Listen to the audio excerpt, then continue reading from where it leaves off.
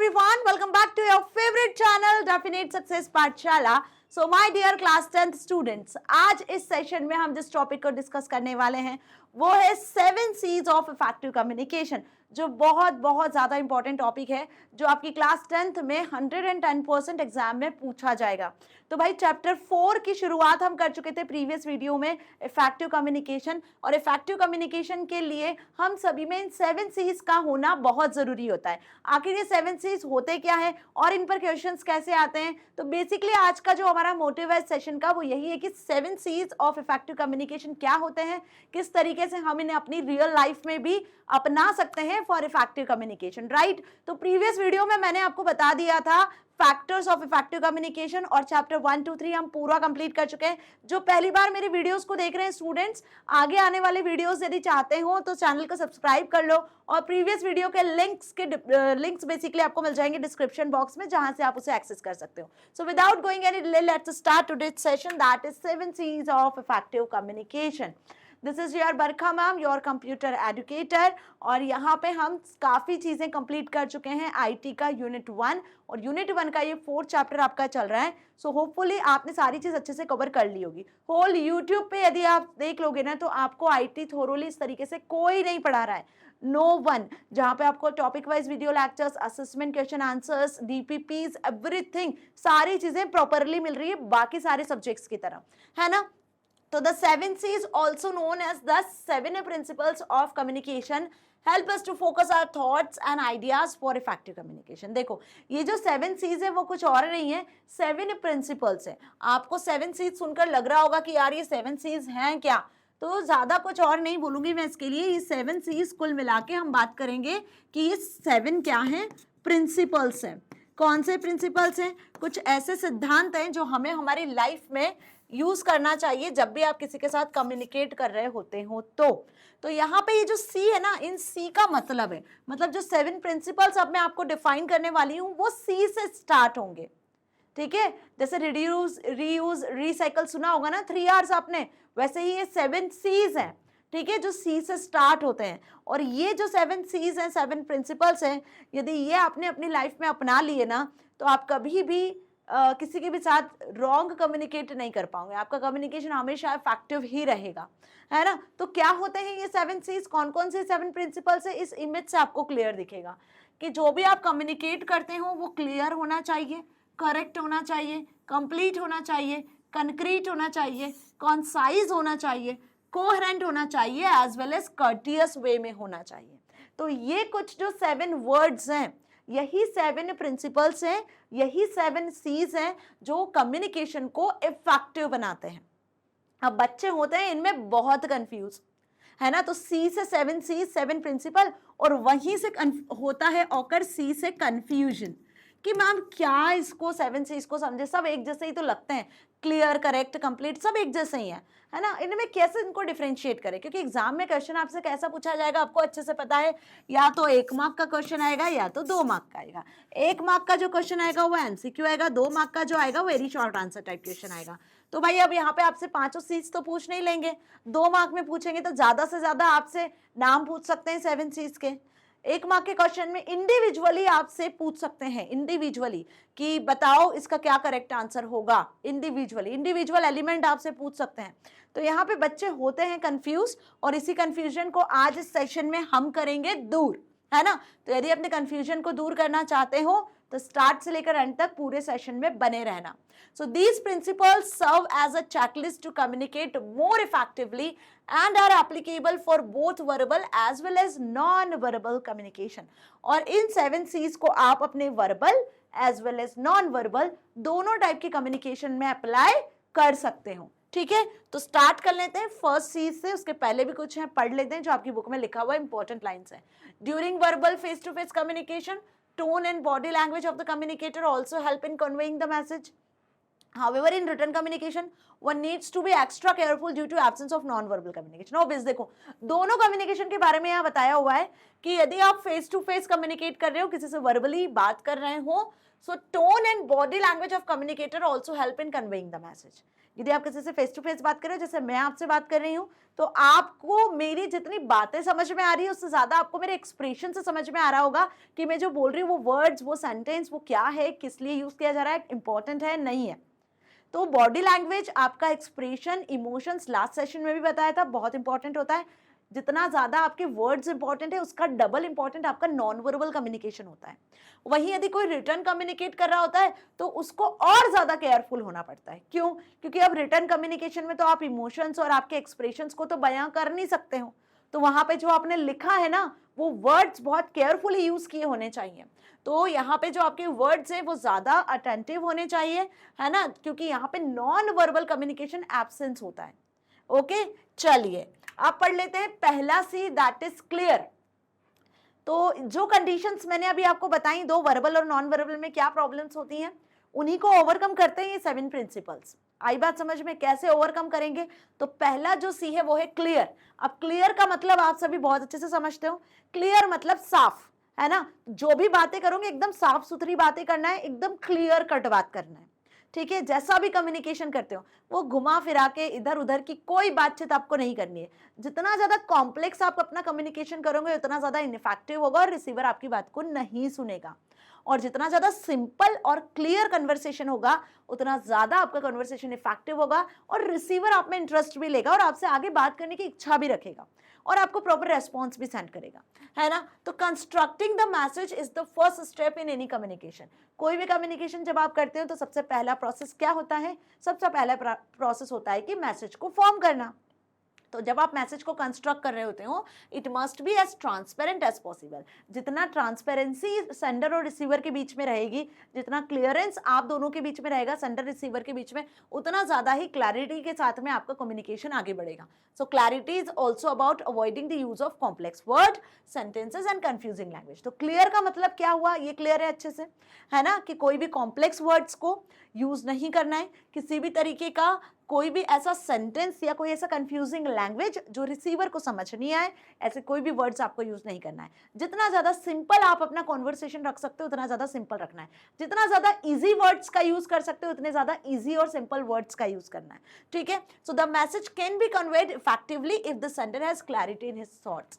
अगर sender clarity के साथ में अपना मैसेज कन्वे करता है तो उतना अच्छे से रिसीवर उसे समझता है।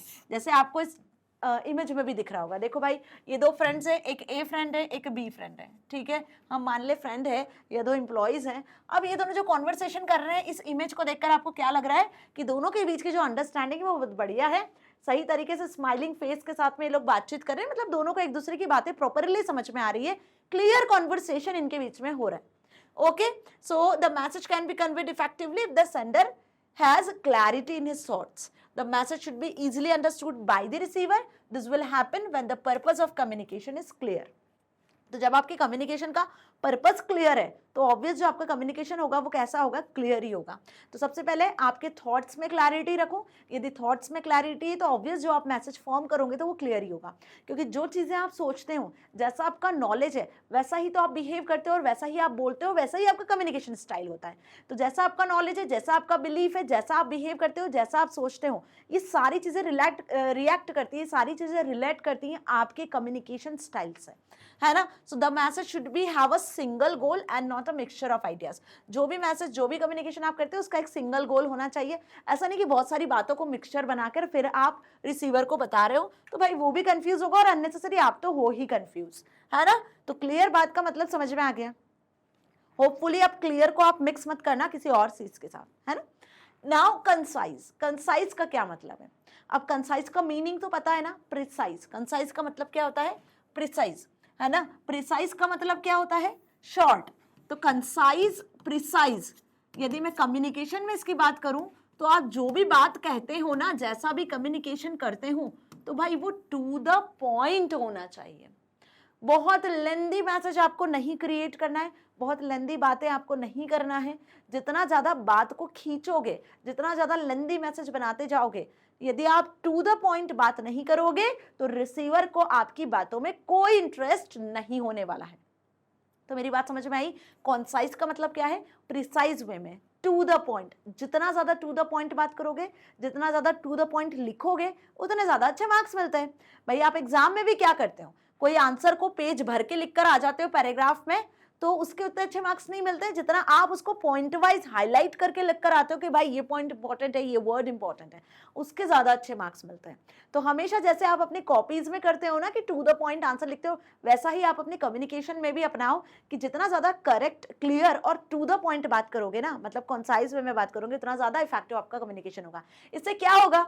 इससे आप दोनों का टाइम बचेगा, जिसके साथ आप बातचीत कर रहे हो वो दोनों का टाइम सेव होगा ना।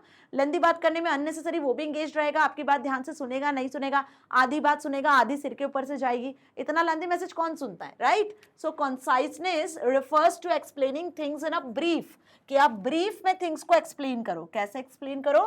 ब्रीफ में, येट कॉम्प्रहेंसिव मैनर। ब्रीफ में एक्सप्लेन करना मतलब ऐसा भी नहीं है कि आप आधी बात खा गए, आधी जो इंपॉर्टेंट बात थी वो तो बताई नहीं, कुछ और ही बता के चले गए, ऐसा नहीं होता है। टू द पॉइंट का मतलब समझ रहे हो ना, इंपॉर्टेंट बात कहनी है। Adding unnecessary details make our communication ineffective. यदि अननेसेसरी डिटेल्स को अपने कम्युनिकेशन में ऐड करोगे तो उससे आपका कम्युनिकेशन इनइफेक्टिव होगा। तो जितने फ्यूअर वर्ड्स होंगे और आपका उतना ज्यादा इंप्रेसिव कम्युनिकेशन होगा, उतना ज्यादा इफेक्टिव कम्युनिकेशन होगा। तो जितने कम वर्ड्स में अपनी बात कहोगे उतना ज्यादा इफेक्टिव होगा। Avoid fillers like sort of, like, basically to make this speech impressive. यदि आप कोई स्पीच देते हो क्लास में, सपोज आपको कोई सेमिनार देना है, कोई स्पीच देना है, तो आप बेसिकली, सॉर्ट ऑफ, लाइक ऐसे फिलर्स का यूज कर सकते हो, है ना, स्पीच देते टाइम अपने सेंटेंस को और ज्यादा इंप्रेसिव बनाने के लिए। So the message must be precise and to the point. पहला पॉइंट, कॉन्साइज का मतलब होता ही यही है बेटा, है ना, क्या कि आपका जो मैसेज है वो क्या होना चाहिए? प्रिसाइज होना चाहिए और टू द पॉइंट होना चाहिए। Short and brief messages should be used to maintain the receiver's attention. जितना शॉर्ट और ब्रीफ मैसेज होगा उतना ज्यादा रिसीवर का अटेंशन आपके साथ बना रहेगा, रिसीवर इंगेज रहेगा और आपकी बातों में इंटरेस्ट लेगा। Every word used should be meaningful and of interest of the receiver। जो भी वर्ड आप यहाँ पे रखोगे टू द पॉइंट में, जितने वर्ड रखोगे वो सब मीनिंगफुल वर्ड्स होने चाहिए, ऐसा नहीं कि कुछ भी वर्ड्स ले लिए, है ना। तो दो सीज तो हमने पढ़ लिए मैम। पहला सी हमने पढ़ा कौन सा? क्लियर, और दूसरा सी हमने क्या पढ़ा? कॉन्साइज। एंड होपफुली आपको क्लियर और कॉन्साइज में कोई डाउट नहीं है, नहीं है ना? जरा मुझे कमेंट सेक्शन में बताते चलना, क्योंकि बहुत इंपॉर्टेंट है। और जब इसके मैं एमसीक्यू सॉल्व करवाऊंगी उस टाइम पे यदि कंफ्यूज हुए तो फिर आपको पता चलेगा कि मैम क्यों इतना ज्यादा स्ट्रेस देकर इस बात को आपको बता रही है, फोर्सफुली बता रही है। भाई देखो, इसके जो एमसीक्यूज आते हैं ना उनमें बच्चे जनरली कंफ्यूज हो जाते हैं। ऐसे तो चीजें समझ में आ जाती हैं, थ्योरी तो आपको इजीली समझ में आती है, लेकिन जब इसके एमसीक्यूज आएंगे ना तो वहां परेशानी होगी। तो क्लियर का मतलब समझ में आया और कंसाइज का मतलब भी समझ में आया। क्लियर मतलब क्लैरिटी रखनी है अपनी बात में, आपके थॉट्स क्लियर हैं, ट्रांसपेरेंसी रखना है अपनी बातचीत में। और कंसाइज का मतलब क्या होगा? कंसाइज का मतलब है टू द पॉइंट बात करना है, प्रिसाइज वे में। अंडरस्टैंड? चलिए आगे बढ़ते हैं। कॉन्क्रीट। अब कॉन्क्रीट का क्या मतलब होता है वो समझो। कॉन्क्रीट का मतलब होता है कि जो भी आप बातें कह रहे हो ना, वो बातों में आपके फैक्ट्स और फिगर्स होने चाहिए। ऐसा नहीं है कि अफवाहें, आपने सुना ना बहुत सारे र्यूमर्स होता है, आप सोशल मीडियाज पे जाते हो या आप यूट्यूब पे भी कुछ ऐसी वीडियो सर्च करते हो तो जो चीज़ें नहीं होती, रियल में नहीं होती, वो भी सब चीज़ें बयां की जाती है, वो भी सारी चीज़ें आपको दिखती है। तो जितने ज़्यादा फैक्चुअल बातें, फैक्ट फिगर्स को आप अपने कम्युनिकेशन में इन्वॉल्व करोगे उतना ज़्यादा आपका कम्युनिकेशन इफेक्टिव होगा। तो ये पॉइंट कहता है कॉन्क्रीट कि correct concreteness refers to the communication that is believable and credible in order to create trust between the communicators। जो बात आप कह रहे हो ना वो विश्वसनीय बात होना चाहिए। ऐसा नहीं कि रिसीवर आपकी बात को सुनकर ऐसा लगे उसे ये तो कुछ भी बोल रहा है, हवा हवाई में बात कर रहा है, ऐसा कुछ नहीं होता है ना। बिलीवेबल बातें करनी है, बिलीवेबल, क्रेडिबल, फैक्ट्स फिगर्स के साथ में आपको बातचीत करनी होती है। आप जो कह रहे हो ना उसका प्रूफ आपके पास होना चाहिए। कुल मिला के उसे कॉन्क्रीट कहते हैं। Okay, so concrete communication is being specific and clear rather than being vague and general। तो vague और general जैसी कोई भी चीजें नहीं होनी चाहिए आपके कम्युनिकेशन में। आप जो भी बात कर रहे हो वो क्लियर हो, स्पेसिफिक हो, फैक्ट्स और फिगर्स से रिलेटेड हो। Okay, so the message should be supported by facts and figures to eliminate any doubt in the receiver mind. Okay, अब जैसे सपोज टीचर आपसे कुछ समझाती है, जैसे मैं आपको ये सारी चीजें समझा रही हूँ और यदि आपके माइंड में कोई डाउट है तो भाई आपका डाउट मैं क्लियर करूंगी। बाय द वे मैं इतने अच्छे से समझा रही हूँ कि आपके माइंड में कोई डाउट हो ही नहीं सकता है, इसीलिए तो डेफिनेट सक्सेस पाठशाला पर मैं आपको पढ़ा रही हूँ, है ना, क्योंकि मुझे पता है कि बच्चों का स्टेट ऑफ माइंड क्या है, उन्हें किस तरीके से किस लेवल से समझाया जा सकता है, जिससे कि वो एग्जाम में कोई क्वेश्चन आएगा तो जरूर लिख कर आएंगे, छोड़ के नहीं आएंगे। देखो मेरा एक ही मोटिव है, और वो ये मोटिव है कि कोई भी बच्चा एग्जाम में कोई सा भी क्वेश्चन ना छोड़ कर नहीं आए। यदि आप कोई सा भी क्वेश्चन छोड़ के आते हो तो सीधे सीधे आपके मार्क्स वहीं कट हो जाते हैं। ये पॉलिसी है मेरी कि बच्चों को इतने अच्छे से कोई भी टॉपिक समझाना कि उसे लाइफ टाइम याद रहे। लाइफ टाइम ना भी याद रहे तो एटलीस्ट जितने साल वो उस एग्जाम को पास कर रहा है, उस क्लास में है, उतने टाइम तक तो उसके माइंड में ये बात फिट रहे कि भाई अगर ये पोर्शन आ गया इस चैप्टर से, ये पार्ट आ गया, तो मुझे इसमें ये लिख कर आना है। कुछ तो आपको पढ़ा हुआ रहे ताकि आप कोई क्वेश्चन छोड़ के नहीं आओ। 2 मार्क का क्वेश्चन है भाई, एक तो मिलेगा। तो ये मेरा मोटिव हमेशा से रहा है कि बच्चा कोई भी क्वेश्चन छोड़ के ना आए। इसके लिए मैं पूरी मेहनत करूंगी आप सभी के साथ, और आपको भी मेहनत करनी होगी, है ना। तो यही लाइन यहाँ पे लिखी हुई है कि जो कॉन्क्रीटनेस है वो क्या बता रहा है कि जब भी आप किसी के साथ कोई कम्युनिकेशन करते हो, प्रॉपर फैक्ट फिगर्स आपके पास होने चाहिए, रिसीवर के माइंड में कोई भी डाउट ना रहे, ऐसा कम्युनिकेशन होना चाहिए। ऐसा ना सोचे रिसीवर कि यार इसने ये बात कही, इसका क्या डाउट निकल के आ रहा है, इससे मैं ये चीज तो मुझे समझ ही नहीं आई, है ना। That is called concreteness. Okay, so in case of written communication, citations, references और sources of information must be given to increase credibility. अगर क्रेडिबिलिटी को इंक्रीज करना है तो आप यदि बुक्स वगैरह देखते हो, आपकी जो आईटी की बुक है या कोई और अदर सब्जेक्ट की भी बुक देखोगे तो उसमें रेफरेंसेस, बिब्लियोग्राफी लास्ट में लिखा रहता है। कोई आर्टिकल पढ़ते हो तो उसमें भी लिखा रहता है कि भाई ये जो कंटेंट है वो कहाँ से लिया गया है, किस फैक्ट पर बेस्ड है। तो उससे आपको पता चलता है कि ये कोई भी वॉग कंटेंट नहीं है, कोई जनरल कंटेंट नहीं है, ये कहीं ना कहीं से लिया गया है, किसी फैक्ट पर बेस्ड है। तो आपकी जो बातें हैं वो भी सत्य होती है और उसी के साथ किसी फैक्ट पर बेस्ड होने चाहिए, है ना। अफवाहें नहीं होनी चाहिए, जिसको कॉन्क्रीट कहते हैं। तो कॉन्क्रीट का मतलब भी क्लियर, फैक्ट फिगर से रिलेटेड। Okay, now correct. अब करेक्ट का क्या मतलब है? क्लियर में और कंसाइज में और कंक्रीट में, इसमें हमने करेक्ट को लेकर कुछ भी नहीं समझा है। करेक्ट का मतलब एक्यूरेसी है से। एक्यूरेसी का मतलब समझते हो ना, बिना कोई गलती के, बिना कोई मिस्टेक के यदि आप अपना कम्युनिकेशन करते हो तो वो करेक्ट कम्युनिकेशन कहलाता है। अब करेक्ट कैसे होगा? आप सपोज कोई रिटर्न कम्युनिकेशन कर रहे हो, कोई ईमेल लिख रहे हो, ठीक है, तो ईमेल लिखते समय कोई ग्रामेटिकल एरर नहीं होनी चाहिए, जो सेंटेंस फॉर्म किया उसका सीक्वेंस सही होना चाहिए, जो भी लिखा है आपने वो सब करेक्ट होना चाहिए, मतलब कि रिलेट करना चाहिए। तो कोई स्पेलिंग मिस्टेक नहीं है, कोई ग्रामेटिकल एरर्स नहीं है, और आपने बढ़िया तरीके से मैसेज फॉर्म कर लिया है तो आपका कम्युनिकेशन करेक्ट होगा। तो एक्यूरेसी, करेक्ट का मतलब accuracy without any mistake. Accuracy is an important element of communication. Accuracy क्या होता है? एक इंपॉर्टेंट एलिमेंट होता है कम्युनिकेशन का। यदि एक्यूरेसी है, करेक्टनेस है, तो ऑब्वियस आपका कम्युनिकेशन इफेक्टिव होगा। सो इट अवॉइड्स, इससे क्या होगा, कोई भी मिसकम्युनिकेशन, मिसट्रस्ट या कंफ्यूजन जैसी स्टेट कभी नहीं आएगी, है ना। आप यदि करेक्ट चीजें लिख रहे हो, करेक्ट बात कह रहे हो, करेक्ट आपका सारा चीजें हैं, तो कभी भी आपकी बातों को सुनकर या आपके लिखे हुए कोई मैसेज को पढ़कर कोई भी मिसकम्युनिकेट नहीं होगा, उसका ट्रस्ट नहीं टूटेगा, है ना, कंफ्यूज नहीं होगा। तो basically create a positive image in the mind of receiver. और इस करेक्टनेस की वजह से, एक्यूरेसी की वजह से रिसीवर के माइंड में आपकी जो इमेज है वो पॉजिटिव इमेज बनेगी कि यार ये बंदा हमेशा सही बात करता है, हमेशा इसकी बातों में दम होता है, जो बोलता है वो फैक्ट से रिलेटेड होता है, मतलब हमेशा वो चीजें होती हैं। तो कहीं ना कहीं रिसीवर के माइंड में क्या होता है, आपके लिए एक पॉजिटिव इमेज बनने लगती है। ओके, तो वही लाइन मैं फिर से कहूंगी कि आपकी बातों में दम होना चाहिए, जो आप बात कहते हो, जो मैसेज आप लिखते हो, जैसा आप बिहेव करते हो। Clear? Correct language means no grammatical errors. आपका वोकैबुलरी क्लियर होना चाहिए, यदि आप बोल रहे हो कोई चीज तो आपका प्रोनाउंसिएशन, वोकैबुलरी, वो सारी चीज भी क्लियर होना चाहिए। That ensures the proper response by the receiver. While writing correct spelling, punctuation should be applied. जहां आपको लगता है कि पंक्चुएशन मार्क लगाना है, कॉमा लगाना है, फुल स्टॉप लगाना है, एक्सक्लेमेटरी मार्क लगाना है ना, वहां प्रॉपरली आप पंक्चुएशन का यूज करो। The facts and figures should be used accurately. और जो भी फैक्ट्स और फिगर्स आप यूज कर रहे हो वो एक्यूरेटली यूज करो, बिना कोई प्रॉब्लम के, बिना कोई एरर के। तो करेक्ट भी समझ में आ गया। बढ़ते हैं आगे, कोहेरेंट। अब कोहेरेंट क्या होता है मैम? तो भाई यदि कोहेरेंट का सीधा सीधा मतलब मैं बताऊं तो वो होता है रिलेवेंट से।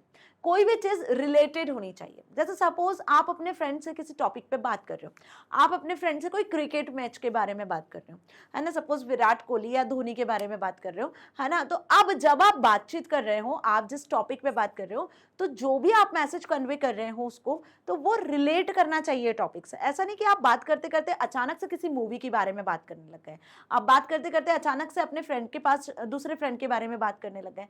तो भाई जो भी मैसेज आप कन्वे कर रहे हो वो प्रॉपर हो, पूरा हो, कंप्लीट हो और उसी के साथ रिलेटेड हो। सपोज आपने किसी मैसेज में 10 सेंटेंस लिखे हैं, तो वो 10 सेंटेंस कैसे हो, रिलेटेड हो, रिलेवेंट हो, एक सीक्वेंस में अरेंज्ड हो। ठीक है, आपको मैंने कहा कोई एक प्रोसेसर बनाओ, चलो आप चाय बनाते हो घर में, कॉफी बनाते हो, तो कॉफी बनाने का आप किस तरीके से प्रोसीजर बताओगे? ऐसा तो नहीं बताओगे ना कि लास्ट वाला प्रोसेस आपने पहले ही बता दिया। सारे प्रोसेसेस, सारे सेंटेंसेस जब लिखोगे, एक प्रोसीजर को लिखोगे या उस प्रोसीजर को अप्लाई करोगे या किसी को फोन पे भी बताओगे, तो एक सीक्वेंस में बताओगे और सारे सेंटेंस रिलेटेड होंगे। तो इसी को कहते हैं कोहेरेंट। Understand this thing? तो a coherent message is logical and makes sense to the receiver. Coherency का मतलब क्या हो गया? यहाँ पे जो बात आप कर रहे हो उसका सेंस बनना चाहिए, मतलब नॉनसेंस या कोई ऐसी बातें आपको नहीं करना चाहिए, एक लॉजिकली बात करनी चाहिए और साथ ही उसका कुछ सेंस निकले, रिसीवर को आपकी बातें समझ आ सके, वो उसे रिलेट कर सके, कुछ सीख सके। Okay, so all sentences in written communication should be connected. जितने भी सेंटेंसेस आपके रिटन कम्युनिकेशन में आप लिखते हो वो कैसे होने चाहिए? कनेक्टेड होने चाहिए, रिलेवेंट होने चाहिए आपके मेन टॉपिक से। Coherence deals with the fluency of communication. Coherence का मतलब क्या है? आप जो भी बातें बोल रहे हो, जो भी चीजें लिख रहे हो, यदि आप फेस टू फेस कन्वर्सेशन कर रहे हो, आप बोलकर कम्युनिकेट कर रहे हो, तो फ्लुएंसी उसमें होना चाहिए, जिसे कोहेरेंसी कहता है। Without coherence the receiver of message will be lose track of what you want to convey. यदि यहाँ पे कोहेरेंसी नहीं होगी, आपकी फ्लुएंसी नहीं होगी बात करने में, तो कहीं ना कहीं जो रिसीवर है वो अटेंटिव नहीं रह पाएगा, आपकी बात को उस इंटरेस्ट के साथ नहीं सुनेगा जैसे आप कहना चाह रहे हो। Okay, so to ensure that your communication is coherent, आप चाहते हो कि आपका कम्युनिकेशन कोहेरेंट रहे, so check if the message organized logically, has a smooth flow and a proper sequence. तो ये चेक करो कि जो मैसेज आपने फॉर्म किया है वो एक सीक्वेंस में है कि नहीं, सारे जो पॉइंट्स है वो एक दूसरे से रिलेट कर रहे हैं या नहीं कर रहे हैं, और जो एक फ्लो है उन बात को कहने का वो स्मूथ फ्लो बन पा रहा है या नहीं बन पा रहा है। तो इसी को बेसिकली हम कोहेरेंसी कहते हैं। Check that if you have not tried to cover too many points and not deviated from the main topic. और ये भी चेक करो कि क्या आपने जो लिखा हुआ है वो आपके मेन टॉपिक से हट तो नहीं रहा है, आपके मेन टॉपिक से रिलेटेड है या नहीं है, और उसमें आपने बहुत ज्यादा पॉइंट्स को तो ऐड नहीं कर दिया, बहुत ज्यादा लंदी तो नहीं बना दिया, शॉर्ट एंड स्वीट ही लिखा है ना। ये सारी चीजें आपको कोहेरेंसी में चेक करनी होती है। ओके, तो बेसिकली आपको कोहेरेंट का मतलब भी समझ में आ गया। स्मूथ एंड रेलिवेंट कंटेंट आपको रखना है और मेन टॉपिक से डाइवर्ट नहीं होना है, तो ये कोहेरेंसी कहलाता है। Now next is complete.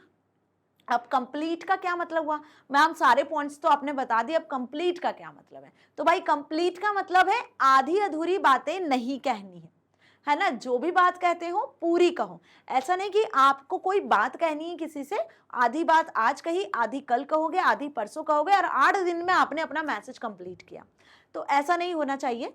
Receiver को कंफ्यूजन स्टेट में नहीं छोड़ना है। रिसीवर को जो आप बात कहने वाले हो प्रॉपर तरीके से कहो, पूरी कहो, आधी अधूरी बात नहीं कहना है, उससे आपका कम्युनिकेशन कंप्लीट नहीं होता है, इनकम्प्लीट माना जाता है। So a complete message will have all the information that receiver needs to know. For example, जैसे अभी मैं आपको 7 C's पढ़ा रही हूँ और मैं कंप्लीट पढ़ाकर इस वीडियो को एंड कर देती हूँ, तो आपके माइंड में भी ये क्वेश्चन होगा, because you all are receivers, और आपके माइंड में एक क्वेश्चन आएगा कि अरे यार मैम ने तो 7 C's बोले थे लेकिन 6 C's पर ही खत्म कर दिया, 7 C's क्या है वो तो पढ़ाया ही नहीं। तो ये जो मेरा जो कम्युनिकेशन रहेगा आप सभी के साथ में, वो क्या हो जाएगा फिर? इनकम्प्लीट हो जाएगा, कि मैंने आपसे प्रॉमिस किया कि मैं आपको 7 C's पढ़ाऊंगी लेकिन आपको 6 ही C पढ़ाकर मैंने वीडियो एंड कर दिया। तो होपफुली अब आपको कंप्लीटनेस का मतलब समझ में आ रहा होगा, कंप्लीट, क्लियर और करेक्ट से कैसे अलग है वो समझ में आ रहा होगा, है ना। So to ensure that the message is complete, it is essential to think that questions the receiver might have when he receives the message. The message should address these questions. मतलब देखो बेसिकली यदि बात की जाए तो receiver के mind में कोई क्वेश्चन नहीं रहना चाहिए। इस तरीके से आपका कम्युनिकेशन होना चाहिए। आप जो भी कुछ कम्युनिकेट कर रहे हो उसके बाद रिसीवर के माइंड में कोई डाउट, कोई क्वेश्चन यदि नहीं रहता है, then only your communication will be complete, तब आपका कम्युनिकेशन कंप्लीट होगा। अंडरस्टैंड? तो यहाँ पे अब कुछ क्वेश्चन है that we must ensure that all relevant information is conveyed through the message. जो मैसेज आप कन्वे कर रहे हो आपको पता होना चाहिए, आप श्योर रहो कि आपने सारी रिलेवेंट इन्फॉर्मेशन रिसीवर तक पहुंचाई है। जैसे सपोज मैं यहाँ 7 C's पढ़ा रही हूँ, तो अब मैं ये श्योर हूँ अपने आप में कि मैंने जितना पढ़ाया है वो स्टूडेंट्स के लिए सफिशिएंट है और अब उनके माइंड में कोई भी डाउट नहीं होगा, है ना। मतलब जो 7 C's से रिलेटेड इन्फॉर्मेशन हो सकती है, जितने एग्जाम्पल्स हो सकते हैं, मैंने प्रॉपरली समझाया है। अंडरस्टैंड? तो ऐसे आपको श्योर होना है अपने मैसेज को कन्वे करने के बाद।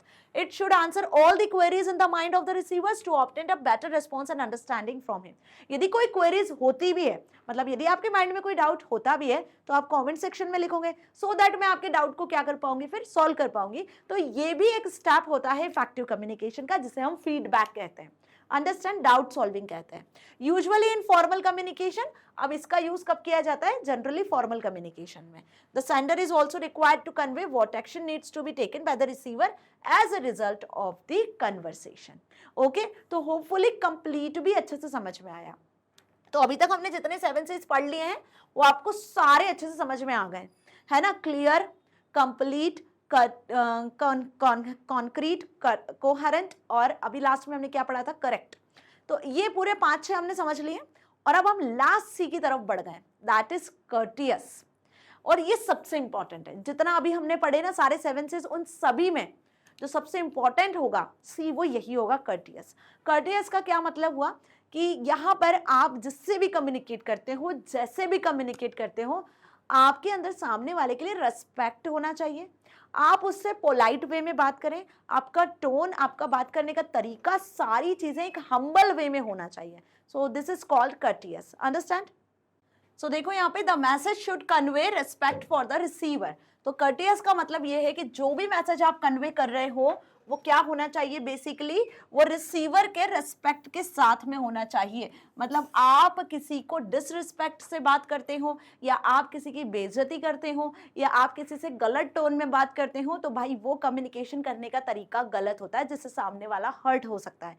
तो हमेशा जब भी आप किसी से बात करो तो पोलाइट वे में, हम्बल वे में, रिसीवर के रेस्पेक्ट के साथ में बातचीत करो। तो इस पॉइंट को हम कहते हैं कर्टियस, कि आपका मैसेज जो भी कन्वे आप कर रहे हो, आइदर ओरली और इन रिटर्न वे, प्रॉपर रेस्पेक्टफुलनेस के साथ होना चाहिए। So the feelings and views of the receiver along with his knowledge, experience and age must be considered. It show respect for the receiver. आप जो भी मैसेज भेज रहे हो उसमें आपकी फीलिंग्स, आपके जो भी व्यूज हैं, वो मैसेज के साथ में बताते हैं कि आपके पास कितना नॉलेज है, आपका क्या एक्सपीरियंस है, क्या एज है, किस तरीके से आप बातचीत कर रहे हो। देखो, आप यदि अच्छे से बात करते हो तो ऑब्वियस आपकी पर्सनालिटी एक अलग होती है। आपका नॉलेज, आपका एक्सपीरियंस, आपका एज, आपका फैमिली बैकग्राउंड, आपकी सारी चीजें उस एक अच्छे मैसेज को डिपिक्ट कर जाती है ना, अफेक्ट करती हैं। So the receiver should be addressed in a friendly and courteous manner by using respectful terms और gestures. Okay, one must be sensitive to the culture and background for the receiver, especially when communicating with people from different ethnicities. अब कभी कभी होती ही रही चीजें भी कि कुछ ऐसे पर्सन्स होते हैं जिनको कल्चरल बैरियर की प्रॉब्लम होती है। मतलब हम बात करें तो जो दूसरों के कल्चर पे बिलीव नहीं करते हैं, उनकी रिस्पेक्ट नहीं करते हैं, एक प्रेजुडाइज टाइप के जो पर्सन्स होते हैं। तो यहाँ पर ना ऐसा नहीं होना चाहिए। जितना ज़्यादा आप ओपन माइंडेड रहोगे उतना ज्यादा आपका कम्युनिकेशन हमेशा इफेक्टिव रहेगा, उतना ज्यादा आप रेस्पेक्टफुल रहोगे दूसरों के लिए। ठीक है, तो हर एक कल्चर को, हर एक पर्सन को क्या करना चाहिए? आपको रिस्पेक्ट करना चाहिए, क्योंकि डिफरेंट पीपल्स हैं, डिफरेंट नॉलेज है, डिफरेंट उनका बिहेवियर है, डिफरेंट कल्चर में वो रहते हैं, तो उनकी सारी चीजें अलग अलग होती हैं। Okay, even if you disagree with the receiver, it is essential for you to understand and respect his point of view.